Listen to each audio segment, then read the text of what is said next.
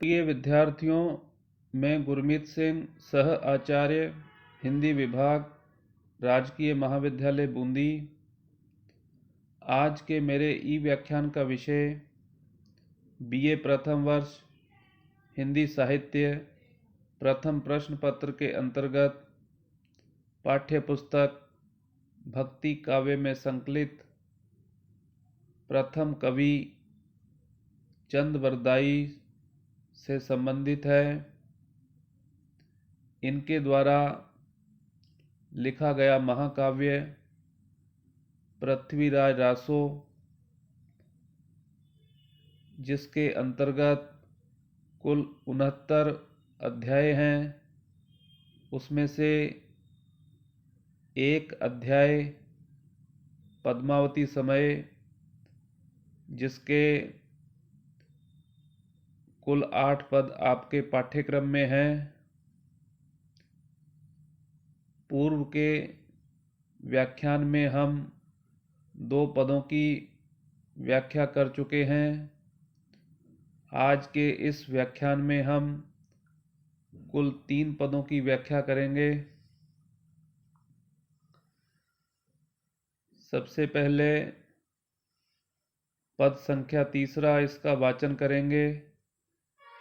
कुटिल केश सुदेश पोहोप रचियत पिक सद, कमल गंध वय संध हंस गति चलत मंद मंद, श्वेत वस्त्र सोहे शरीर नश स्वाति बुंद जस, भमर भंवहि भुल्लहि सुभाव मकरंद बास रस, नैन निरशी शुष पाए सुख यह सुदिन मूर्ति रचिए, उमा प्रसाद हर हेरियत मिलहि राज पृथ्वीराज जिए।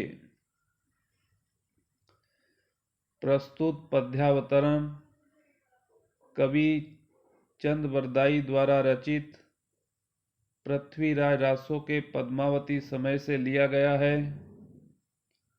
प्रस्तुत अंश में कवि पद्मावती के मोहक रूप का वर्णन करता हुआ कह रहा है कि उसके केश सुंदर और घुंघराले हैं।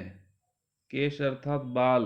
कुटिल केश सुदेश पोहप रचियत पिक सद, उसके केश सुंदर और घुंघराले हैं, उनमें पुष्प गुंथे हुए हैं। पिक सद, उसकी वाणी कोयल के समान मधुर और सुरीली है।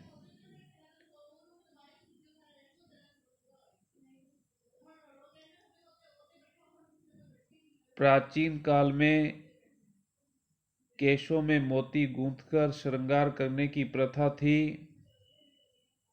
पद्मावती कमल गंधा है, अर्थात उसके शरीर में से कमल की सुगंधी आती रहती है।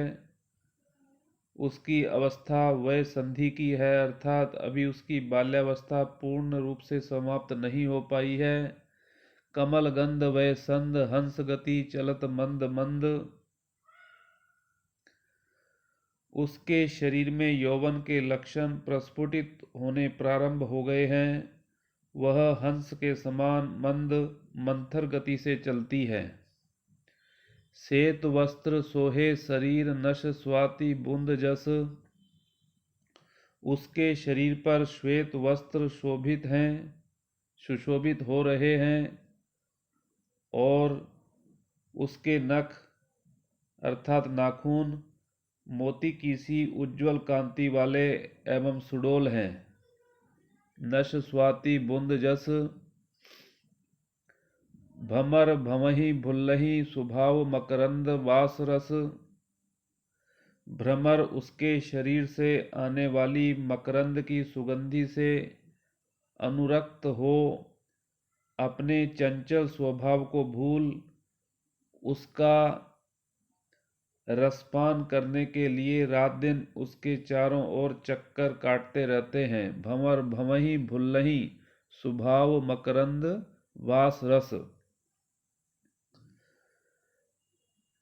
कवि कह रहा है कि पद्मावती के इस अलौकिक सौंदर्य को देखकर नैन निरखी शुष पाए सुख यह सुदिन मूर्ति रचिए। इस अलौकिक सौंदर्य को देखकर उस तोते को अमित सुख प्राप्त हुआ। इस अलौकिकता को देखकर उसने मन में सोचा कि विधाता ने किसी शुभ घड़ी में पद्मावती की इस मनोहर मूर्ति को रचा होगा। यह सुदिन मूर्ति रचिए। उमा प्रसाद हर हेरियत मिलहि राज पृथ्वीराज जिए। यह सोचकर वह मन में पार्वती की स्तुति कर उमा प्रसाद हर हेरियत, हर शिव को कहते हैं, उमा पार्वती को कहते हैं। यह सोचकर वह मन में पार्वती की स्तुति कर शिव की ओर इस आशा से देखने लगा कि यह शंकर भगवान कृपा करें तो मेरी यह कामना है कि इसे राजा पृथ्वीराज पति रूप में प्राप्त हों। अर्थात वह तोता कामना करता है कि राजकुमारी पद्मावती का जैसा सौंदर्य है उस सौंदर्य के अनुकूल इनको वर मिलना चाहिए और वह वर पृथ्वीराज चौहान हो सकता है, ऐसी मेरी कामना है। उसके बाद एक दोहा आता है, उसका हम वाचन करेंगे। उच्चरिय कीर सुनी बयन हिंदवान दिल्ली गढ़ अयन। तहाँ इंद अवतार चहुआन तहाँ पृथ्वीराज सूर सुभार। प्रस्तुत दोहा कवि चंद बरदाई द्वारा रचित पृथ्वीराज रासोक काव्य में आए पद्मावती समय खंड से लिया गया है। कवि चंद यहाँ पद्मावती और उस शुक के वार्तालाप को आगे बढ़ाता हुआ कह रहा है कि राजकुमारी पद्मावती के उन वचनों को सुनकर जिनमें उससे पूछा गया था कि हे शुक, तुम्हारे देश का और उस देश के राजा का क्या नाम है। शुक कहने लगा कि हिंदुस्तान। उच्चरिय कीर सुनी बयन हिंदवान दिल्ली गढ़ अयन। शुक कहने लगा कि हिंदुस्तान में दिल्ली गढ़ नामक एक नगर है। तहाँ इंद अवतार चहुआन, वहाँ इंद्र का अवतार चौहान वंशी अत्यंत वीर और बलवान राजा पृथ्वीराज है। अर्थात कहने का अभिप्राय यह है कि जब राजकुमारी पद्मावती उस तोते से उसके राजा का उल्लेख पूछती है, उनका वार्तालाप होता है, तो वह तोता कहता है कि हिंदुस्तान में दिल्ली नामक एक नगर है, वहाँ इंद्र का अवतार चौहान वंशी अत्यंत वीर और बलवान राजा पृथ्वीराज चौहान राजा के रूप में सुशोभित हो रहा है। उसके बाद तीसरा पद आता है। यह कवित्त है जिसका हम पहले वाचन करेंगे, फिर इसकी व्याख्या करेंगे। प्रिय पृथ्वीराज नरेश जोग लिहि कग्गर दिन्नो। लगुन वर्ग रचि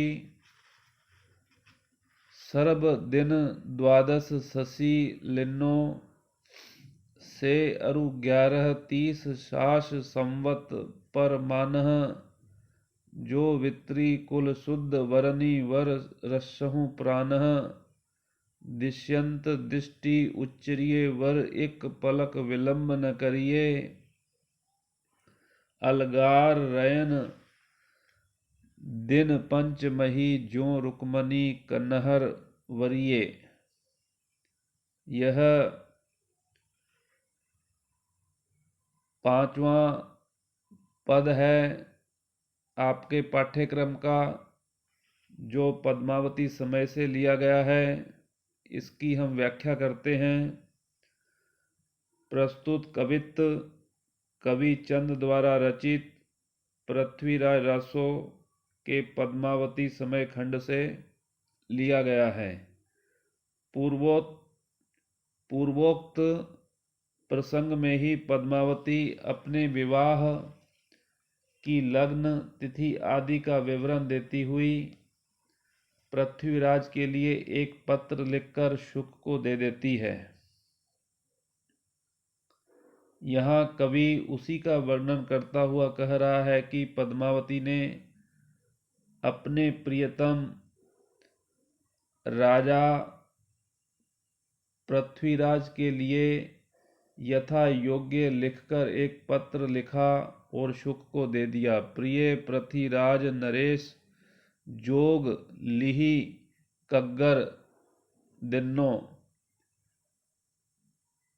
कग्गर कागज को कहते हैं, पत्र को कहते हैं। एक पत्र लिखा और शुक को दे दिया। लगुन वर्ग रचि सर्ब दिन द्वादश शशि लिन्नो। उसने उस पत्र में अपने विवाह की संपूर्ण लग्न कुंडली लिख दी, अर्थात यह लिखा कि उसका विवाह किस तिथि को किस लग्न में होने वाला है।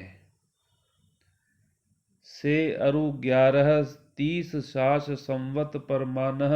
उसने लिखा कि 1130 शक संवत के वैशाख मास के शुक्ल पक्ष की द्वादशी को उसका विवाह होना निश्चित हुआ है। जो वित्री कुल शुद्ध वरनी वर रसहु पुरानः।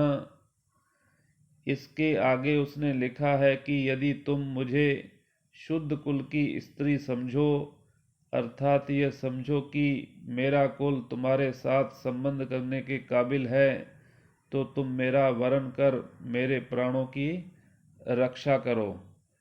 क्योंकि शुक के द्वारा पृथ्वीराज चौहान की प्रशंसा करने पर वह राजकुमारी पद्मावती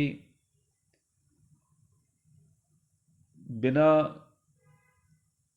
देखे पृथ्वीराज को अपना हृदय समर्पित कर देती है और कामना कर देती है कि ऐसा राजा ही मेरा प्रियतम होना चाहिए, मेरा स्वामी होना चाहिए। तो वह उस समय उस तोते को एक पत्र लिखकर देती है जिसमें समस्त तिथियों का उल्लेख होता है, क्योंकि उसका विवाह पूर्व निर्धारित तिथि के अनुसार किसी अन्य के राजा के साथ होना निश्चित है। हे प्रियतम, दिश्यंत दृष्टि उच्चरिये वर एक पलक विलंब न करिए। अलगार रयन दिन पंचमही ज्यों रुक्मणी कन्हर वरिये। हे प्रियतम, तुम इस पत्र को अपनी दृष्टि से देखते ही, दिश्यंत दृष्टि उच्चरिये वर, तुम इस पत्र को अपनी दृष्टि से देखते ही तुरंत उठकर चल देना। एक पलक विलंब न करिए, एक क्षण का भी विलंब न करना। अलगार रयन दिन पंचमही ज्यों रुक्मन कन्हर वरिये। जिस प्रकार श्री कृष्ण ने रुक्मणी का वरण किया था, उसी प्रकार तुम 5 दिन रात में गुप्त रूप से आकर मेरा वरण करो। तो इस प्रकार इस पद में राजकुमारी पद्मावती का संदेश